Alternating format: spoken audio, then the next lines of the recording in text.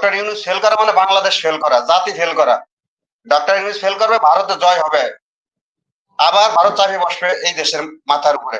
বাবু গাশ্বরচন্দ্র রায় hotel থেকে খাওয়ার পরে আজ পর্যন্ত তার রূপ দেখা গেছিল না, গতকালকে তার রূপ দেখা গেছে। এটা কিন্তু কুসুম কুসুম আন্দোলনের নমুনা, যেটা ভারতের ইশারায় তারা আন্দোলন করতো, যেটা যার ফলে বালু ট্রাক হতো না, ঈদের পরে ছাড়া আন্দোলন গড়তো না। এখন বিএনপি কোনো সঠিক দায়িত্ব না নেওয়ার কারণে ওই যে ওনারা বলেন নাবালক উপদেষ্টা হয়েছে, এই নাবালক উপদেষ্টাটা আমাদের ওনাদের কারণে হয়েছে। যারা মনে করেন আপনাদের কথা শুনতো, এখন আপনারা তাদের কথা শুনতেছেন, তাদের কথায় আপনারা লাফাটা করতেছেন। এই ব্যর্থতা বিএনপি কিভাবে পূরণ করবে? কৃষকের যে নির্বাচন নিয়ে এত আন্দোলন করেছেন, এর নির্বাচন ডেট এক্সপায়ার হয়ে গেছে। এখন আপনি 2 মাস 3 মাসের জন্য শপথ নিয়ে আপনি মেয়র হয়ে কি করবেন? কি লাভ হবে আপনাদের?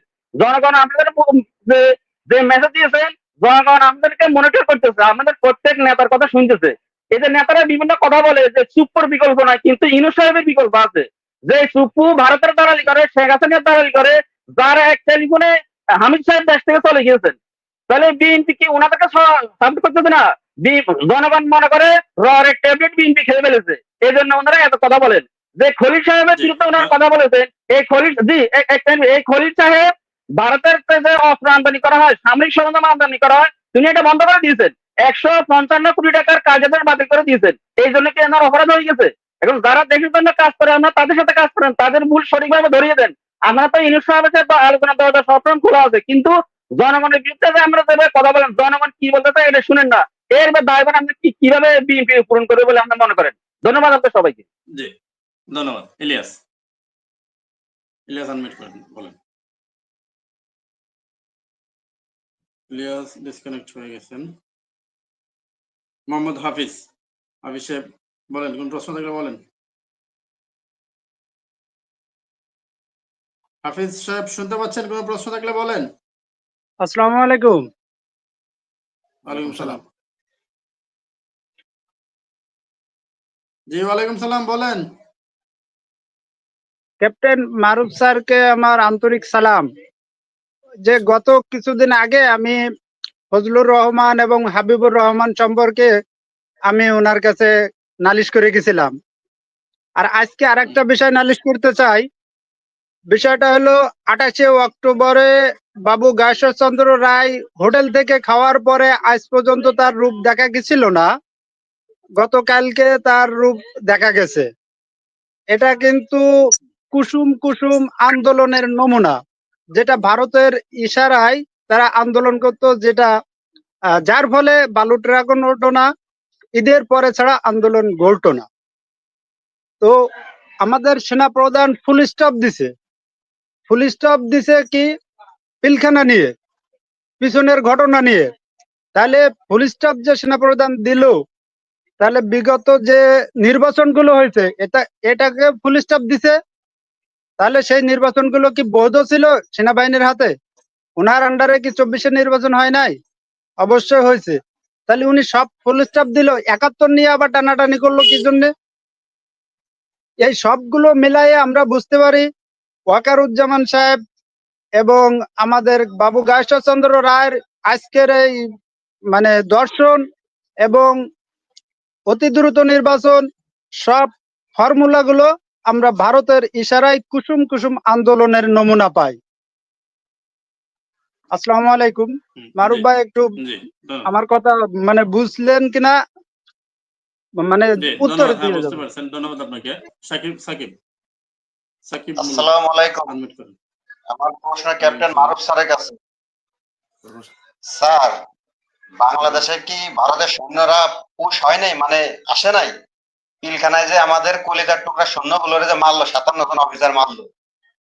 এখানে তো একজন আপনাদের একজন আর্মির অফিসারের বউ, তিনি নিজে বলছে যে আমি নিজে হিন্দিতে শুনছি, তারা হিন্দিতে আলোচনা করেছে, মারার সময় কথাবার্তা বলেছে।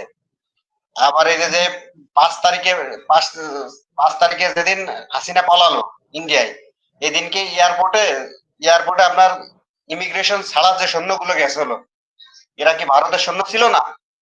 আপনার বিমানবন্দরে যাইতে তো ইমিগ্রেশন করা লাগে, ইমিগ্রেশন পোশাক টোশাক খুলে ফেলাইছে ওপেনে। আপনার এয়ারপোর্টে যারা ছিল তারা সরাসরি ভিডিও করে দেখাইছে যে এগুলো সব ভারতের সৈন্য, এগুলো আমাকে দেশের না, যারা ইমিগ্রেশন করে নাই ডাইরেক্ট এয়ারপোর্টে ঢুকেছে, এগুলো কাদের আন্ডারে ছিল বা কিভাবে গেল? আমার দেশে তো অনেক নিরাপত্তা বাহিনী আছে বা গোয়েন্দা বাহিনী আছে, তারা তো আজ তোমার কিছু বললো না যে কারা গেল এয়ারপোর্টের ভিতরে ইমিগ্রেশন ছাড়া। আবার ডক্টর ইউনূসকে যে ফেল করাবে এর জন্য ভারতের যত ধরনের চাল আছে সব চলছে বাংলাদেশের বিভিন্ন পর্যায়ে, যত অফিস আদালত যত বাহিনী আছে বিভিন্ন কায়দায়। এখন লাস্ট ছিল সচিবালয়, যেখানে বাংলাদেশের মেরুদণ্ড, এখন সেখানে আন্দোলন হয়েছে। এই সচিবালয় যদি ব্লক করা যায় ডক্টর ইউনূস তো এমনি ফেল করবে, কারণ সচিবালয় হলো দেশের মেরুদণ্ড। এইখানে যদি এখন ব্লক করে দিতে পারে ইউনূস সরকার এমনি ফেল। এখন ইউনূস সরকার যে ফেল মানে না করানো করে, যাতে না করে, এর জন্য যা করা যায় দেশের জনগণকে এবং আপনাদের মতো যারা আমাকে দেশের সুশীল বা গণ্যমান্য ব্যক্তি আছেন তাদের কিছু ভূমিকা রাখাটা উচিত বলে আমি মনে করি। কারণ ডক্টর ইউনূস ফেল করা মানে বাংলাদেশ ফেল করা, জাতি ফেল করা। ডক্টর ইউনূস ফেল করবে, ভারতে জয় হবে, আবার ভারত চাপে বসবে এই দেশের মাথার উপরে। জি, বিষয়ের উপরে যে বিষয়টা আপনি বলতেছেন সালাউদ্দিন আহমেদ, যে বলেছে ডক্টর ইউনূসের বিকল্পে জনগণ বেছে নেবে, চুপ্পুর বিকল্প কি বাংলাদেশে নেই? ঠিক আছে, চুপ্পুর বিকল্প বাংলাদেশও আছে।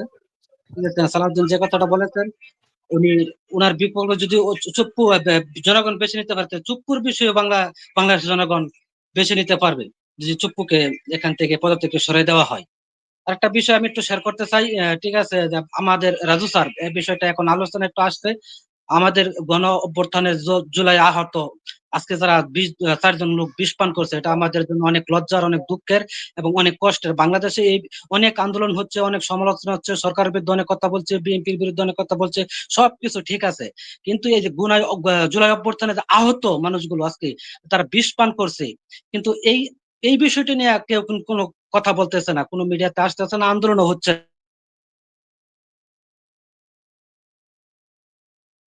জি, ব্লক হয়ে গেছে, শুনতে পাচ্ছি না আজকে যাদের জন্য আমরা মুক্ত হয়েছি, স্বৈরাচার মুক্ত হয়েছি, আজকে যাদের জন্য আমরা একটা স্বাধীন সার্বভৌম দেশ আবার আমরা ফিরে পেয়েছি, কিন্তু তাদের বিষয়ে আমাদের কোনো সরকার থেকে বলেন আর রাজনৈতিক দল থেকে বলেন, যে কোনো জায়গা থেকে বলেন, তাদের বিরুদ্ধে কেউ নাই। এখন আমরা সবাই ক্ষমতা দেওয়ার জন্য ক্ষমতা কেন্দ্রিক সব এই বিষয় নিয়ে পড়ে আছি, কিন্তু তাদের বিরুদ্ধে একটু কথা বলার জন্য একটু সচেতন, তারা যদি সুচিকিৎসা পায় তাদের জীবনটা স্বাভাবিকভাবে ফিরে আসবে, কিন্তু এই বিষয় নিয়ে আমরা কোনো একটা পদক্ষেপ সরকার থেকে পাই নাই, কোনো রাজনৈতিক দল থেকেও আমরা দেখতে পাই নাই। এটা আমাদের খুব কষ্ট দেয়, আমাদেরকে খুব যন্ত্রণা দেয়। এই বিষয়টা নিয়ে আপনি একটু লুৎফর রহমান আনমিউট করেন। লুৎফর রহমান সাহেব আনমিউট হ্যালো, আসসালামু আলাইকুম। জি, ওয়ালাইকুম সালাম, বলেন। হ্যালো, আসসালামু আলাইকুম। জি, ওয়ালাইকুম সালাম, বলেন ভাই। মনির ভাইয়া, শোনা যাচ্ছে? জি, শুনতে পাচ্ছি, বলেন। আচ্ছা, শুনতে পাচ্ছি ভাই, বলেন। ভাইয়া আমি একটা কথা বলতে যাচ্ছিলাম, এই যে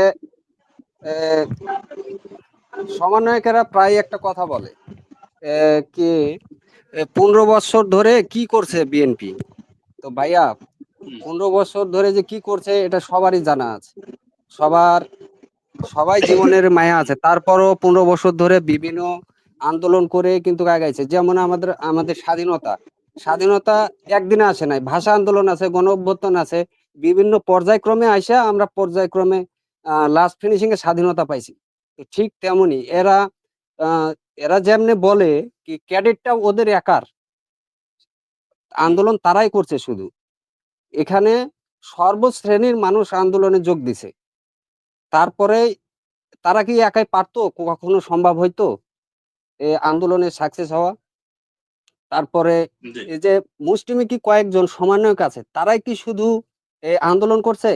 যারা বাকি হসপিটালে চিকিৎসা বিহীন পড়ে রয়েছে তাদের কোনো ভূমিকা কি? তাদেরকে নিয়ে তো তারা কথা বলে না, তারা বলে শুধু সংস্কার তারপরে নির্বাচন। আচ্ছা ঠিক আছে, সংস্কার তারপরে নির্বাচন, তো এই যে এতদিন হলো 6-7 মাস পার হতে গেল, তারা কি সংস্কার করেছে? আর এই যে তাদের এই সরকার, ওবায়দুল কাদের বলেন, বড় বড় নেতা চলে যাচ্ছে, বিচার কার করবে ভাইয়া? যারা গ্রাম পর্যায়ে ওই ছেঁচড়া নেতা, তাদের বিচার করবে? না যারা বড় বড় নেতা তাদের বিচার করবে? জি, তারা ধন্যবাদ আপনাকে, ধন্যবাদ। একে একে সবাইকে মনির, মনির, মনিরুল ইসলাম, আনমিউট করেন। আসসালামু আলাইকুম রহমতুল্লাহ। জি, এইমাত্র যে ভাইয়া প্রশ্ন করলেন, আমি তার কথা ধরে বলি যে গত 15 বছর বিএনপি মানে অনেক আন্দোলন করছে বা অনেক কিছু করছে, হ্যাঁ আমরা এটা দেখছি। তবে বিএনপি কিছু মানে একটা কথা বলে, সেটা হচ্ছে যে আন্দোলনকারীরা মানে 36 বিড়িকে নিয়ে আন্দোলনটা করছে, এরকম একটা কথা বলে। এখন আমার কথা হচ্ছে যে এটা কোটা আন্দোলন। ওকে, আপনারা বলছেন এটা কোটা কোটা আন্দোলন, কোটা আন্দোলন, হ্যাঁ ফাইন। তবে আপনারা কিন্তু এই দেশকে বাঁচানোর জন্য এর আগে অনেক কর্মসূচি দিচ্ছেন, ঈদের আগে, ঈদের পরে, তারপরে অনেক, এই 24-এর বা 23-এ অনেক কর্মসূচি দিচ্ছেন। আপনারা দেশ বাঁচানোর জন্য কর্মসূচি দিয়েছেন, কিন্তু সেই কর্মসূচিতে কিন্তু জনগণ অংশগ্রহণ করে নাই। অথচ একটা ছাত্ররা তাদের চাকরির জন্যই করলো, এই জনগণ তাদের সাথে যোগ দিল, তাদের সাথে জীবনও দিল। তাহলে আপনারা কি বুঝতে পারেন না যে এতদিন আপনারা 15 বছর দেশ বাঁচাতে এত ডাকলেন, জনগণ আপনাদের পাশে আসে নাই, শুধুমাত্র আপনাদের নেতা এবং কর্মী তারাও একটু কিছুতেই দৌড়াতো, আমরা দেখেছি। তো আপনারা কি এটা মনে করেন না যে বিএনপি এটা কি রিয়েলাইজ করে না যে জনগণ কেন দেশ বাঁচাতে আসলো না, অথচ ছাত্রদের চাকরির জন্য আসলো, এগিয়ে আসলো এবং জীবন দিল? এটা কি রিয়েলাইজ করা উচিত না বিএনপির?